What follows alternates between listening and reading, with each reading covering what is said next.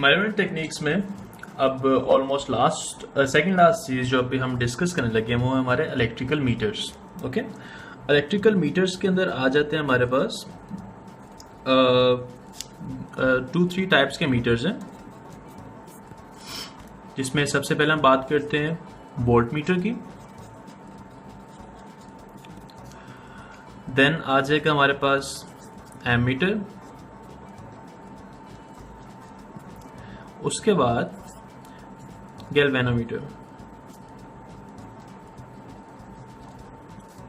Number 1 volt meter. अब volt meter के किस लिए यूज होता है? वोल्ट मीटर एक ऐसा इलेक्ट्रिकल मीटर है जो हमें वोल्टेज मेजर करने के लिए हम यूज करते हैं। इट मेजर्स वोल्टेज और हम इसको सर्किट में प्लेस कैसे करते हैं? अगर हमें किसी भी रजिस्टर के क्रॉस वोल्टेज मेजर करनी है तो हम इसको सर्किट के अंदर पैरेलल में प्लेस करेंगे। अब ये पैरेलल प्लेस क्या होता है? लेट्स सपोज ये एक बैटरी है, ये एक रजिस्टर है, ये बैटरी का पॉजिटिव टर्मिनल, बैटरी का नेगेटिव टर्मिनल, पॉजिटिव से नेगेटिव करंट फ्लो कर रहा है। अब हम चाहते हैं कि इस रजिस्टर के अक्रॉस मुझे वोल्टेज पता चले कि इस रजिस्टर के अक्रॉस कितने वोल्ट्स ड्रॉप हो रहे हैं। तो मैं क्या करूंगा, सिंपली मैं अपने वोल्ट मीटर को यहाँ पे प्लेस कर दूंगा इस रजिस्टर के अक्रॉस और मुझे इस पे आने वाली रीडिंग वोल्टेज बता देगी। और वोल्टेज को जो हम रिप्रेजेंट करते हैं वो इस वी के साइन से, वोल्ट मीटर को जो हम रिप्रेजेंट करते हैं वो इस वी के सिंबल से रिप्रेजेंट करते हैं, जो कि ये बताता है कि इस रजिस्टर के क्रॉस वोल्टेज इस रजिस्टर के क्रॉस वोल्ट मीटर प्लेस किया गया है। ओके, अब बात करते हैं एम मीटर की। एम मीटर क्या काम करता है? एम मीटर बेसिकली करंट को मेजर करता है, करंट को मेजर करता है और रजिस्टर के अंदर एमीटर सीरीज में प्लेस किया जाता है। It is placed in series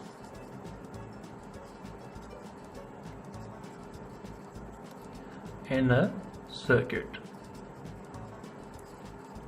okay, let's suppose ये आपकी बैटरी है, यहां पे हम एमीटर प्लेस करेंगे और इसको हम रिप्रेजेंट करेंगे ए से, और यहाँ पे रजिस्टर होएगा और यहाँ circuit complete, battery positive terminal, battery negative terminal, current positive to negative. और अब एमीटर बताएगा कि इस रजिस्टर के थ्रू कितना करंट पास किया जा रहा है, कितना करंट पास हो रहा है।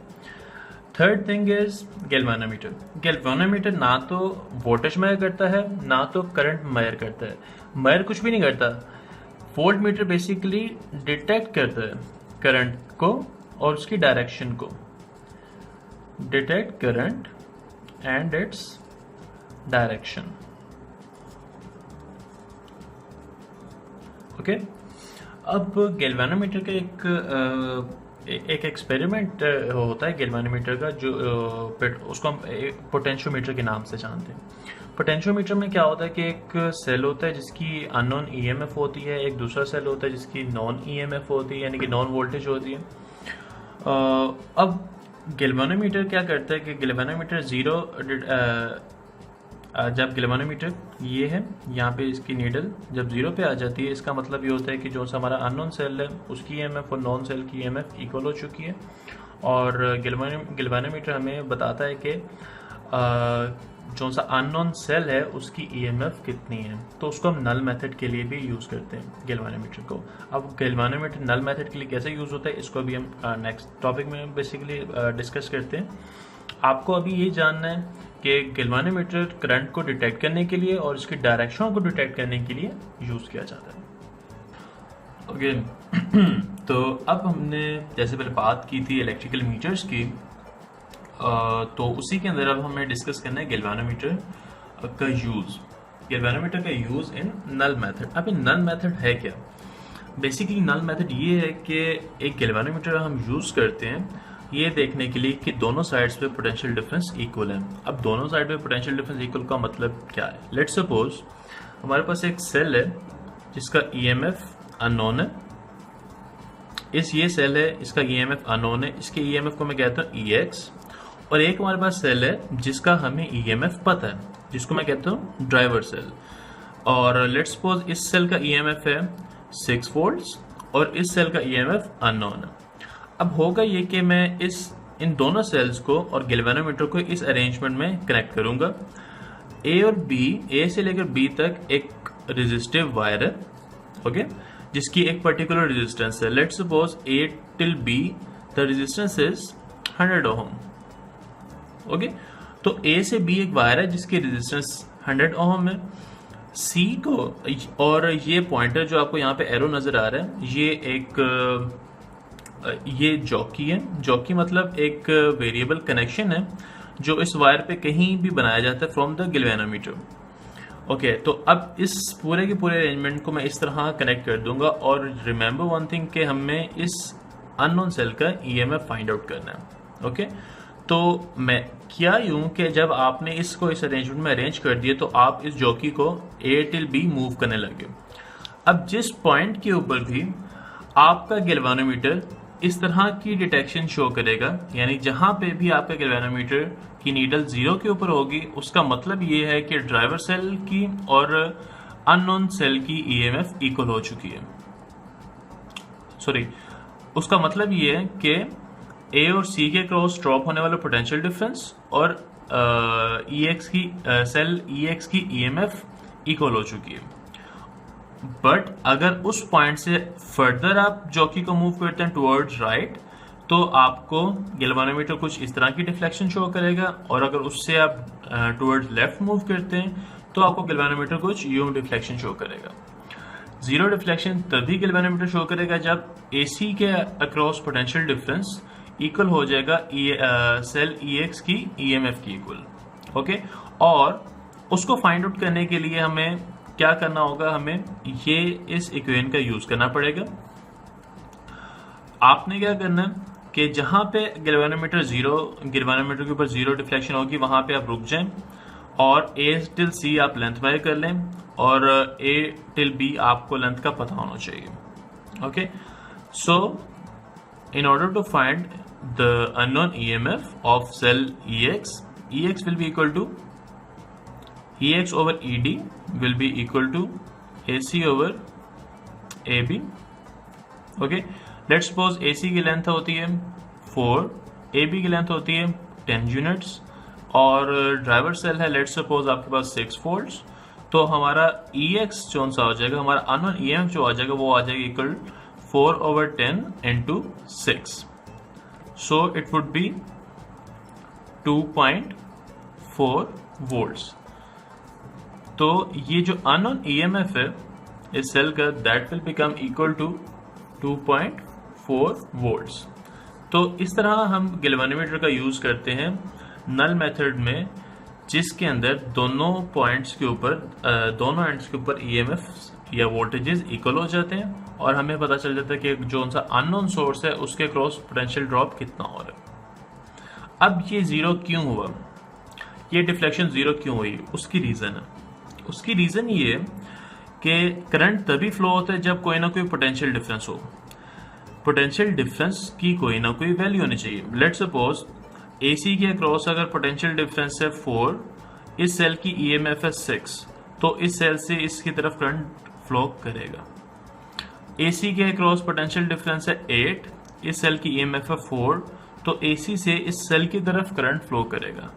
बट अगर एसी के अक्रॉस पोटेंशियल डिफरेंस हो जाता है 4 वोल्ट्स, इस सेल की ईएमएफ भी है 4 वोल्ट्स, तो क्या हुआ, पोटेंशियल डिफरेंस आपका हो गया 0। 4 माइनस 4 इज 0। तो जब कोई भी पोटेंशियल डिफरेंस नहीं होगा तो कोई भी करंट फ्लो नहीं करेगा और गैल्वेनोमीटर जीरो डिफ्लेक्शन शो करेगा और उसकी नीडल 0 पे रहेगी। ओके, तो अब हम बात करते हैं हॉल प्रोब की। हॉल प्रोब है क्या, हॉल प्रोब यूज किस लिए की जाती है और इसका यूजेज ए लेवल फिजिक्स में क्या है। हॉल प्रोब बेसिकली एक ऐसा इलेक्ट्रिकल इंस्ट्रूमेंट है जो मैग्नेटिक फील्ड की स्ट्रेंथ फाइंड आउट करने के लिए यूज होता है। It is used to find out the strength of magnetic field. अब मैग्नेटिक फील्ड जहां पर ज्यादा होगी वहां पे आपको जहाँ पे भी आपको मैग्नेटिक फील्ड की स्ट्रेंथ मेजर करनी पड़ेगी वहाँ पे आपको हॉल प्रॉब का यूज करना पड़ेगा। अब मैग्नेटिक फील्ड ज्यादा वहाँ पे होगी जहाँ पे मैग्नेटिक फील्ड लाइन ज्यादा होंगी, और मैग्नेटिक फील्ड लाइन वहाँ पे कम होगी जहाँ पे मैग्नेटिक फील्ड लाइंस कम होंगी। अब हॉल प्रॉब क्या होता है? हॉल प्रॉब एक सेमीकंडक्टर मटेरियल से फॉर्म हुई होती है, जिसको अगर आप मैग्नेटिक फील्ड में रखें तो मैग्नेटिक फील्ड लाइंस इसमें से पास करती हैं, और मैग्नेटिक फील्ड लाइन से पास जब इसमें करती हैं, इस हॉल प्रॉब से पास करती हैं, तो आपको एक काउंटर पे एक वोल्टेज जनरेट होती है जिसके साथ हॉल प्रॉब कनेक्टेड होती है। अब ये जो सी वोल्टेज जनरेट होती है ये आपको इंफॉर्मेशन देती है कि मैग्नेटिक फील्ड की स्ट्रेंथ इस रीजन के अंदर क्या है। तो जहां पे मैग्नेटिक फील्ड लाइन ज्यादा होंगी वहां पे मैग्नेटिक फील्ड स्ट्रेंथ ज्यादा आपको मिलेगी, जहां पे मैग्नेटिक फील्ड लाइंस कम होंगी वहां पे मैग्नेटिक फील्ड लाइंस वहां पे आपको मैग्नेटिक फील्ड स्ट्रेंथ कम मिलेगी। ओके, तो ये बेसिकली यूज है हॉल प्रॉब का। अब हॉल प्रॉब का यूज आपको जहां कहीं भी कहा जाए कि कहीं ना कहीं लेट्स सपोज आपको पेपर 5 के अंदर क्वेश्चन 1 में आपको कहीं ना कहीं मैग्नेटिक फील्ड की स्ट्रेंथ का भी ख्याल रखना पड़ता है, तो उसके लिए आपको इंस्ट्रूमेंट जो सा चाहिए होगा वो आप जरूर मेंशन करेंगे कि आपको हॉल प्रॉब चाहिए जिसका यूज करते हुए आप मैग्नेटिक फील्ड की स्ट्रेंथ का ख्याल रखें और उसके अकॉर्डिंगली अपनी कैलकुलेशंस परफॉर्म करें। तो ये यूज है हॉल प्रॉब का। इसके अलावा पेपर 4 में भी हॉल प्रॉब से रिलेटेड क्वेश्चंस आते हैं। पेपर 4 में जो हॉल प्रॉब से रिलेटेड क्वेश्चंस आते हैं वो जब हम पेपर 4 करेंगे उसके क्वेश्चंस करेंगे तो उसके अंदर मैं आपको बताऊंगा कि उसके अंदर हॉल प्रॉब जो उनसे यूज हुई है इन क्वेश्चंस को हम किस तरह क्रैक कर सकते हैं। Measurement techniques, errors and uncertainties. Errors and uncertainties. Errors दो तरह के होते हैं, सिस्टमैटिक एरर और रैंडम एरर। सिस्टमैटिक एरर कैसा होता है पहले वो डिस्कस करते हैं। सिस्टमैटिक एरर का मतलब है कि लेट सपोज आपने कोई मेजरमेंट की वर्नियर कैलिपर से या माइक्रोमीटर से, तो एक्चुअल रीडिंग जो आनी चाहिए थी वो लेट सपोज थी 13.6, बट आपके पास रीडिंग आती है 13.4। और जब आप चेक करते हैं यानी कि ऑब्जेक्ट को वर्नियर कैलिपर से निकाल के या माइक्रोमीटर से निकाल के अगर आप माइक्रोमीटर या वर्नियर कैलिपर को क्लोज करते हैं, उसके वर्नियर कैलिपर के अगर आप जॉज क्लोज करते हैं तो आप देखते हैं कि उसमें उसका वर्नियर स्केल का जीरो और मेन स्केल का जीरो एक दूसरे के ऊपर ओवरलैप नहीं कर रहे। इसको कहते हैं जीरो एरर। तो इस तरह का जो एरर होता है जो सिस्टम के अंदर बाय डिफॉल्ट होता है, जो आपका इंस्ट्रूमेंट होता है उसके अंदर बाय डिफॉल्ट होता है, उस तरह के एरर को हम सिस्टमैटिक एरर कहते हैं। सिस्टमैटिक एरर के अंदर जैसे मैंने अभी बात की, सिस्टमैटिक एरर के अंदर आपका जीरो एरर आ जाएगा जो कि आपको वर्नियर कैलिपर या माइक्रोमीटर में देखने को मिलता है। और इसके अलावा लेट्स सपोज आपने कोई स्प्रिंग बैलेंस से कोई वेट मेजर किया आपने, और स्प्रिंग बैलेंस को शो करना चाहिए, कुछ रीडिंग शो करनी चाहिए थी लेकिन एक्चुअल में वो कुछ डिविएशन के साथ रीडिंग शो करता है। तो उस तरह का जो सा स्प्रिंग के अंदर कोई फॉल्ट है या कोई इंस्ट्रूमेंट में कोई फॉल्ट है, उस तरह का जो सा एरर होता है जो कि आपकी रीडिंग को कंटिन्यूसली अफेक्ट करता रहता है, उस तरह के एरर को हम सिस्टमैटिक एरर कहते हैं। Next thing is random error. Random error क्या होता है? रैंडम एरर ऐसा होता है कि जिसका आपको पता नहीं चल सकता कि कभी वो एरर आ सकता है कभी एरर नहीं आ सकता। लेट्स सपोज आपने कोई वोल्टेज मेजर करनी है थ्रू वोल्टमीटर, तो उस वोल्टमीटर के अंदर कुछ हीट लॉसेज होते हैं या उसमें कुछ करंट लॉसेज होते हैं या उससे कोई नॉइज जनरेट होती है जिससे एनर्जी डिसिपेट होती है। अब उस एनर्जी डिसिपेशन जब होगी तो आपको जो सी वोल्टमीटर पे रीडिंग मिलेगी वो एक्चुअल रीडिंग, ट्रू रीडिंग नहीं होगी।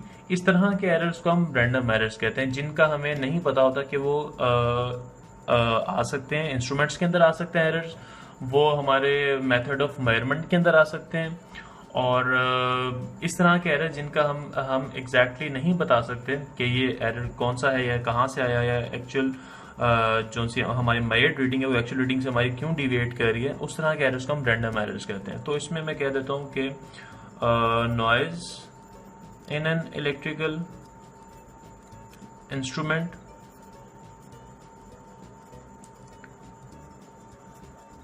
और मैं कह सकता हूँ हीट लॉस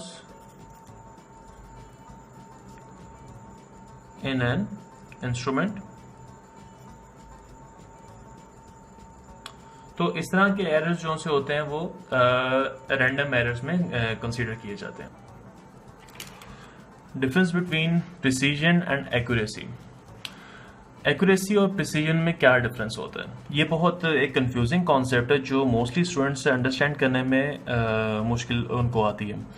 तो अभी मैं आपको बताऊंगा कि प्रिसीजन और एक्यूरेसी में एक्चुअल में डिफरेंस है क्या।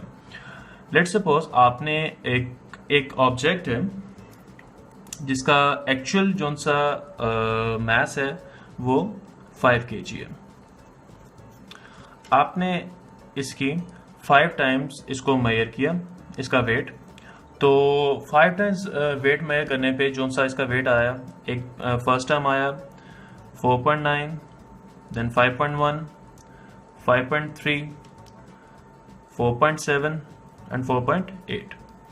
ये सेवरल वेट्स आते हैं जब आपने इसको 5 टाइम्स मेजर किया।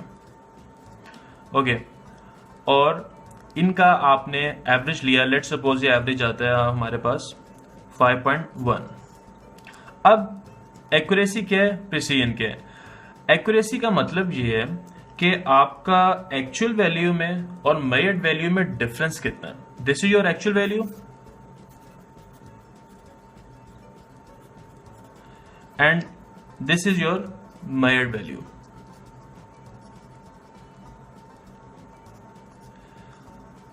जितना आपका एक्चुअल वैल्यू में और मेजर्ड वैल्यू में डिफरेंस कम होगा उतनी आपकी एक्यूरेसी ज्यादा होगी। ओके, प्रिसीजन क्या है? प्रिसीजन ये है कि मैंने कहा कि आपने 5 रीडिंग्स ली, 4.9, 5.1, 5.3, 4.7, 4.8। अब इन रीडिंग्स के दरमियान इनका आपस में कितना ज्यादा डिफरेंस है उतनी ही उसकी प्रिसीजन कम होगी, और इनका आपस में जितना डिफरेंस कम है उतनी ही आपकी रीडिंग प्रिसाइज होगी। ये ऐसे ही है जैसे आपको एक बुल्स आई पे हिट करना हो। This is your target. आप यहां पे हम 2 बोर्ड्स बनाते हैं कुछ यूं। This is your target, this is your target. 5 hits किए गए इस टारगेट पे भी, 5 हिट्स किए गए इस टारगेट पे भी। इस पे जो से 5 हिट्स गिरे वो कुछ यूं गिरते हैं, लाइक दिस 1, 2, 3, 4 एंड 5। अब इसको अगर देखा जाए तो ऑलमोस्ट टारगेट के ऊपर ही, यानी कि टारगेट के करीब ही सारे के सारे जो से डार्ट्स हैं वो हिट कर रहे हैं। अब यहाँ पे अगर हम देखते हैं, यहाँ पे डार्ट्स ने हिट किया कुछ यूं, एक यहाँ पे फॉल किया, एक यहाँ पे हिट किया, एक यहाँ हिट किया, एक यहाँ हिट किया और एक यहाँ हिट किया। अब आप देखें कि 5 डार्ट्स ने जो से 5 इंडिविजुअल डार्ट्स थे, उन्होंने वो एक दूसरे के बहुत करीब हैं, और जिनको टारगेट पे होना चाहिए था वो तो टारगेट के करीब हैं बट एक दूसरे से काफी दूर दूर हैं। ये टारगेट के करीब नहीं है but they are close to themselves. These are closer to target but they are not close to themselves. तो हम कहेंगे कि यहां पे एक्यूरेसी कम है और यहां पे एक्यूरेसी यहां पे ज्यादा, प्रिसीजन कम है, और यहां पे एक्यूरेसी कम है, प्रिसीजन ज्यादा।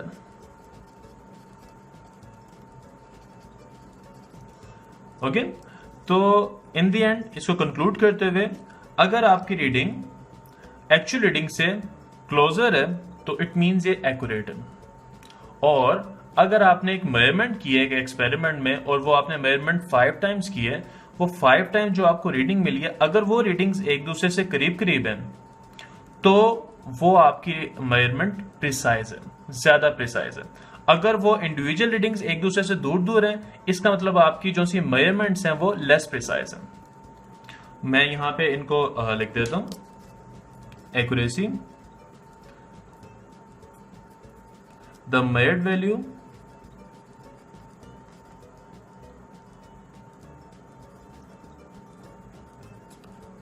and the actual values difference tells about accuracy. The more the difference,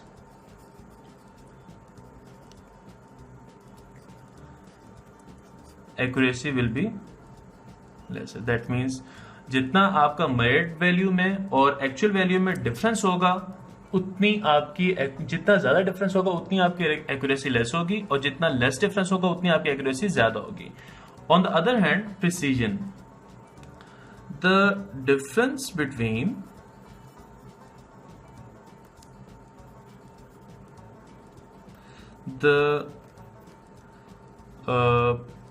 the difference between two or more measured values of the same experiment tells about precision. The more the difference, precision would be less. This is how precision and accuracy stand against each other. This value is more precise, less accurate. More accuracy, less precision. Okay, uncertainty calculations in multiplication. Multiplication के अंदर uncertainties को अब हम देखते हैं कि हम कैसे डील कर सकते हैं. लेट्स सपोज टू नंबर्स हैं. एक नंबर है 8 प्लस माइनस और उसकी अनसर्टेनिटी है 0.2, और एक दूसरा नंबर है 4 और इसकी अनसर्टेनिटी है लेट्स सपोज 0.1. अब इन दोनों नंबर्स को हमने करना है मल्टीप्लाई, और फिर देखते हैं कि इनकी जो सी अनसर्टेनिटीज हैं वो उनकी कैलकुलेशन कैसे होगी. तो एक बात आप याद रखें, मल्टीप्लिकेशन में जब भी हम मल्टीप्लिकेशन करते हैं टू नंबर्स की, तो उनकी uncertainties, absolute uncertainty add up नहीं होती, उनकी ऐड होती है परसेंटेज अनसर्टेनिटीज. अब ये परसेंटेज अनसर्टेनिटीज क्या है वो देखते हैं.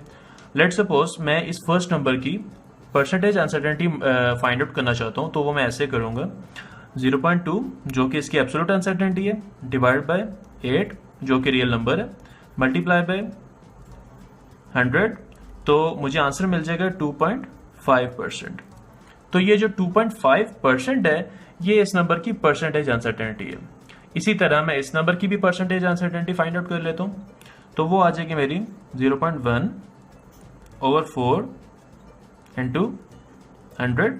तो इसको मैं कैलकुलेट कर लेता हूं कुछ यूं.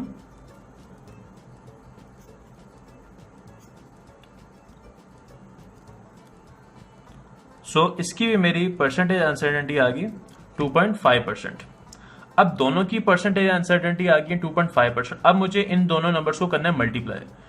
मल्टीप्लाइकेशन के अंदर क्या होगा, जो से ये रियल नंबर्स है मेरे 8 और 4, इनको तो मैं वैसे एज इट इज मल्टीप्लाई कर दूंगा. 8 4 32 प्लस माइनस. अब ये जो मेरी परसेंटेज अनसर्टेनिटीज है इनको मैं एड अप कर दूंगा. तो जब मैं इनको एड अप करूंगा तो ये हो जाएगा 32 प्लस माइनस 5%. तो ये मेरा आ जाएगा answer in the form of percentage uncertainty. अब अगर मुझे अपना आंसर चाहिए एब्सोल्यूट अनसर्टेनिटी की फॉर्म में, तो मैं क्या करूंगा, तो मैं इस परसेंटेज अनसर्टेनिटी को एब्सोल्यूट अनसर्टेनिटी में कन्वर्ट कर लूंगा. वो कैसे, 5% of 32 will give me my absolute uncertainty. So 5/100 into 32, इसको अगर मैं कैलकुलेट करूं तो ये मेरा आंसर आ जाएगा 1.6. ओके, सो एब्सोल्यूट अनसर्टेनिटी की फॉर्म में अगर मुझे आंसर करना है, सो मेरा आंसर होगा 32 प्लस माइनस 1.6. सो अगर आपने टू नंबर्स को मल्टीप्लाई करना है, उनकी अनसर्टेनिटीज की कैलकुलेशन करनी है, तो आपने उनकी परसेंटेज अनसर्टेनिटीज को एडअप करना है. मैं यहां पे लिख भी देता हूं. In multiplication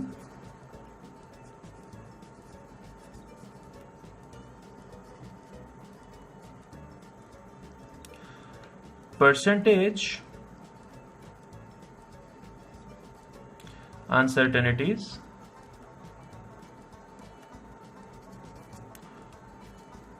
of numbers add up. Okay, multiplication case में परसेंटेज अनसर्टेनिटीज को हम एड अप करते हैं, अपना फाइनल आंसर फाइंड आउट करते हैं और उसके बाद परसेंटेज अनसर्टेनिटी को दोबारा एब्सोल्यूट अनसर्टेनिटी में कन्वर्ट कर लेते हैं, जैसे मैंने इस प्रोसेस में किया, इस स्टेप में किया।